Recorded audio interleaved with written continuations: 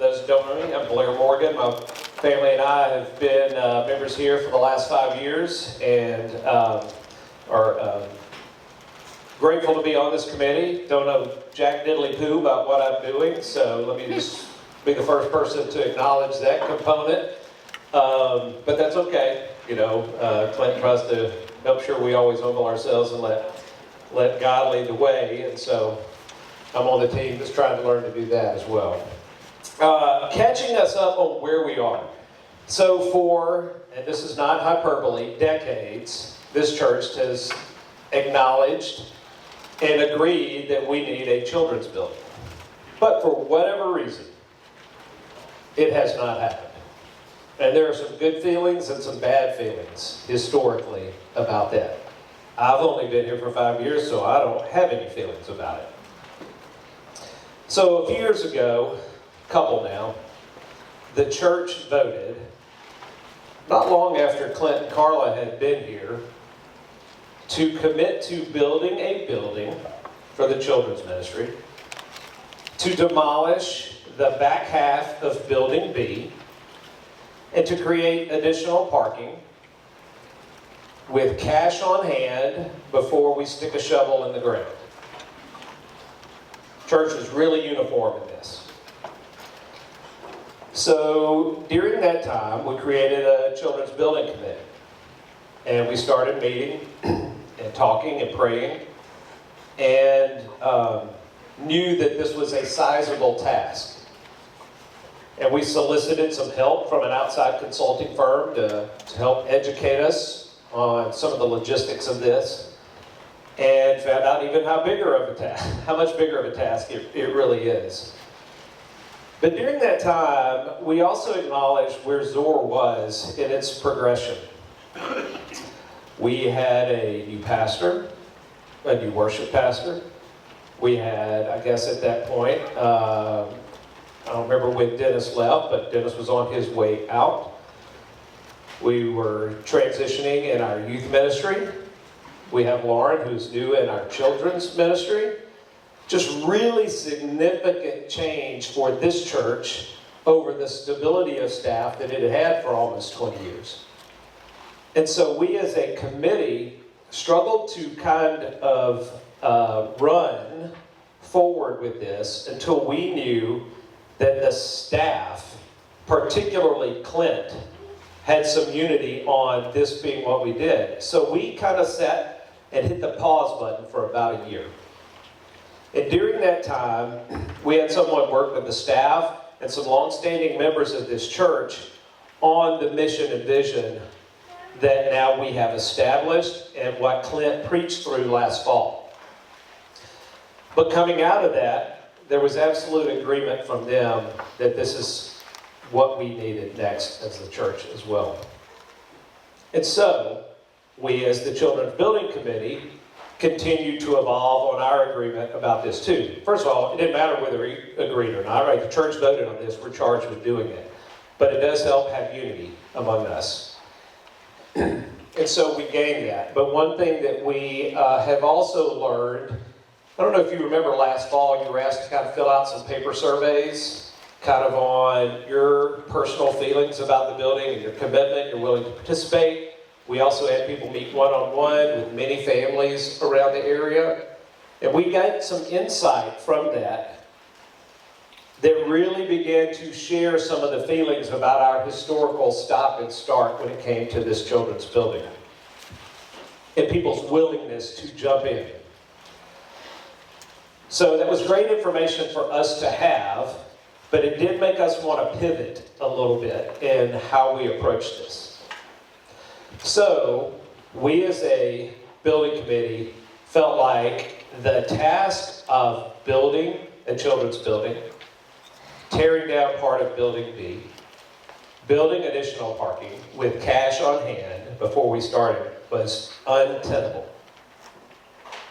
So we came back to the church in January, and for those of you who are at the meeting, you may remember this. We asked, can we break this up?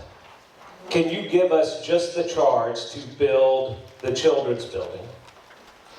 And will you give us the flexibility to at least investigate some portion of financing for this project as well.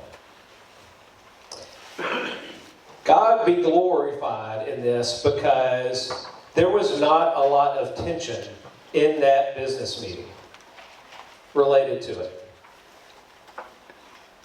And that was a huge question mark for us as the building committee. So there continued to be unity from the staff, unity from the building committee, and unity from the church body that that was okay. So now, where are we today? We're at the part where all we're doing is building a children's building. All right? Absolutely. Do we want to build this building debt-free? Can we cash flow this thing over the course of time? We're praying for that very thing. But we also do have flexibility around that. And we don't have a lot of answers for you today related to that. Feel free to ask anything. We don't have a lot of answers on kind of what any sort of supplemental financing would look like. We'll figure it out. Nobody wants to borrow money in this day and age, I can assure you. Nobody wants to wait any longer to build a building either, because it's continuing to go up.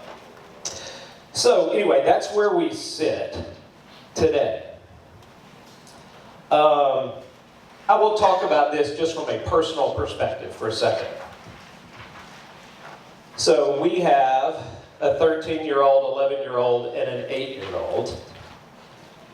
The 8-year-old is the one who's still in the children's ministry. Our other two are in youth now, but they benefited greatly from the investment that Zor made in them.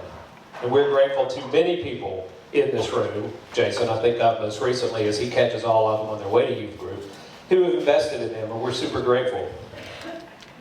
I also get mail from AARP because I'm 53 years old. So I'm kind of on the backside of this church body as well, so that's kind of a funny place, right? See that man back there? And so that's one of the greatest things about this church, and Clint referenced it this morning, it's like this cross-generational component that makes this church so rich. Right? We do have a lot of people who are still in the saddle, as Clint mentioned that today. And so my family is greatly benefiting from that. I'm greatly benefiting from that. So what does this look like for the Morgan household? Well, this task is beyond what any commonsensical person thinks that this church should be able to do based on our annual budget and what consultants think we can raise. It just doesn't add up. But we all know that this church has an unbelievable history of giving and opening their hearts and their homes and their wallets to those in need. So we know that that's in our hip pocket too.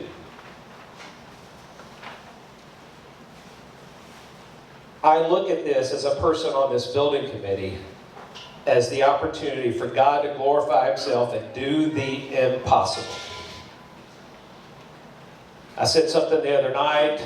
We were talking in youth group. It was about another story, but I think about it the same way. I want God to show out like He's running the opening kickoff back for a touchdown and spikes it in the end zone and gets flagged for a penalty because, he's taunting the world so much because I can do what nobody else can do. Right? That's one thing I want to see. But that doesn't have a whole lot to do with the Morgan family, because I'm not writing a check for $8.5 million. Not a good one, anyway.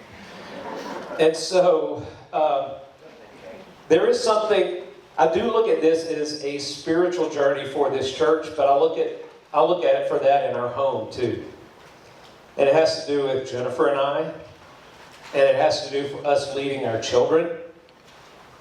But it has everything to do with my heart. God has grown me over my life related to my clinginess to money and to my eyes being open to people in need. I am by no means the most generous person on this planet, but God has moved my heart. And as I grow and I see the examples of some of the people in this room who have been so generous with what God has blessed them with, I hope that my heart continues to grow in that. And so this building process is absolutely about the building, but I also believe it absolutely about my heart and what that's going to look like. So I encourage all of you who sit here to think about perhaps what your example was being set for you when you were younger. Perhaps where your heart is today on how you feel about your contentment in life, your generosity toward others. And I thought Clint's sermon today was so spot on related to kind of this idea for Joshua still needing to go get these lands and to divvy them up. On Wednesday night, Linda was there in the youth group, Jonathan, when we talked about with the youth, godliness with contentment being great gain, and the desire for riches being such a treacherous thing for us because it can lead us into so many different places. So you're balancing God telling you to be content with God also telling you to go get these lands that He has for you. And so often, like I am learning right now, neither one of those have anything to do with money. Those have everything to do with what God's will is for you. And so, are you in the chair that you're in, going to be faithful and submissive to what God's trying to teach you related to all of that as you move forward? A little bit on my soapbox right now, just about how I think about my spiritual journey on it and what God's teaching me along the way. I want to talk in a little bit more practical terms. So, I coach a lot in some of the, recreational sports around here because of the age of my kids. So I get exposure to a lot of families, sport parents, what that can be like. My wife leads a homeschool co-op that meets here on our grounds that has 40 some odd families in it. We both work at different times here in the children's ministry and in the youth ministry here. And so I know this building is going to serve children. Right? God's word's going to be taught. People will come to know the Lord because of this. But I think about the families that we run into and what they are chasing and what they are trying to offer their families that are going to fix holes in their lives. And we all know that Christ is really the only thing that satisfies. And so I know how hungry I am to lead my family well. And I know how lost I am at doing that at times. And I know others feel that exact same thing. So yes, this is about a children's building, but this is so much about those parents leading those children. And Clint's asking for volunteers to work in the children's ministry. Why? So their parents can be in there submitting themselves to God's word, right? Clint's no magician. Clint preaches the word of God. God's word is what does the magic, right? And so this is a really big opportunity for where Zoar's going to continue its ministry here. Like this, one of the greatest things about this church to me, and I'm not here for all the historical stuff, is it is a rock for Central. It has been here. It provides its facilities openly to others. We have so many people that use this, and that's one of the greatest things. We, as a church, are not clingy about our stuff. And so that's a great history. And so let's continue that. And so I look at it as part of that, too, in relation to this. Thank you all for coming today.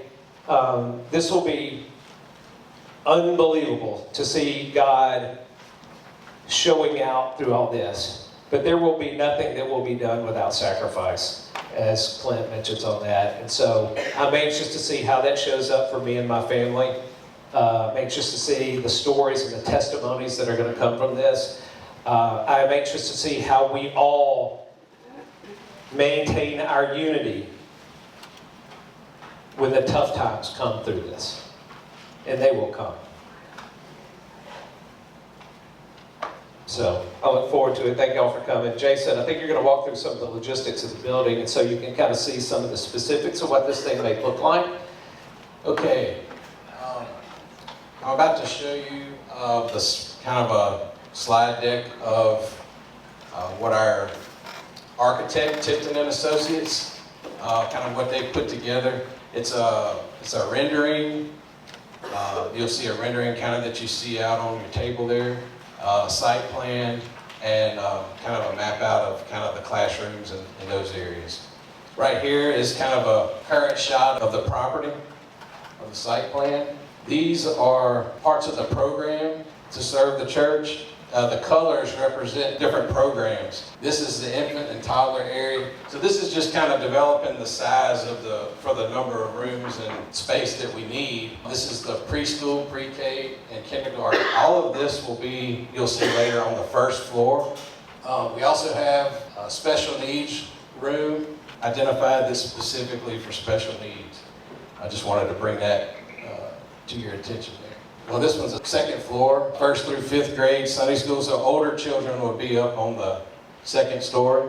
And then a kids worship and activity area with some support rooms, and then an indoor play space. All in total, it's around, 24,000 square feet. I also want to say that safety is a big component of what has been considered in the development of this design. We've had a lot of questions about that, and I just wanted to let you know that. This is just kind of a comparison shot of the footprint of all of the buildings. So you can kind of see, again, 18,000 square feet. The building is not going to be that rectangle shape necessarily, but it's just to kind of show you pictorially, square footage wise. It's going to be 35% of the buildings of the campus. So this was kind of a hand-drawn site plan. This is more of a computer design site plan, more refined. So there would be a welcome center here. This would all be connected. The children's building, the welcome center, and then the worship center and building A would be connected. There's also an outdoor play area that would be now protected on 3 sides by the new building. Again, designed for protection of our children. In the rendering, you'll see this is a covered drop-off area. It would be 2 lanes, kind of a rough floor plan of level 1. So here's where you'll see the indoor play area. Kindergarten through infants will be here on the 1st floor. These rooms are designed to have a children's restroom in between 2 rooms. And there would be a secure entrance into that children's area. So you couldn't just roam on in. This is the 2nd floor, 1st through 5th grade, and then a flex space to allow for some growth, some additional growth, an activity space. This is the commitment card that y'all seen. It has been in your packets. You've seen it around the church. There's some laying on the table in front of you. And it has 2 sides. The first side is my giving potential. Because a lot of us look at our budget and they go, I can't pull $5 a month out of my budget. Well, that's okay, because we're not talking about once. If you look down there at the bottom, if you gave $10 a week, add that up monthly, that's $43. That's over $1,000 in 2 years. See, we look at the little things and don't realize how that grows over time. Over the next 2 years, your $10 a week will become $1,040. Well, if you could do $100 a week, well, that's $433 a month. That's $10,400 over 2 years. Look at your budget. Look at where you are with your family. And let me encourage you, sit down and talk about it and discuss it as a family. Pull your kids into it. Let them see and think about how God is working in your family. Okay, and then on the back side is the commitment card. And this is a 2-year commitment, okay? And this is not a contract. This is not somebody's going to come after you. This is hey, you know what? With God's help and His blessing, this is what I think me and my family feel He is leading us to do. Put your information there at the top of it, and then we're asking you to do 2 things. 1, bring an initial gift on May 7th. And then the next part of that, here's what we think God is leading us to do over the next 2 years. Bring those, and at the end of the service on May 7th, there'll be a time and an opportunity for you to bring those down and present those to God. It's not given to us. It's not you're helping us get done what we want to do. This is what you feel God is leading you to do, and how you feel God is working in Zorn, and how you can be a part of that.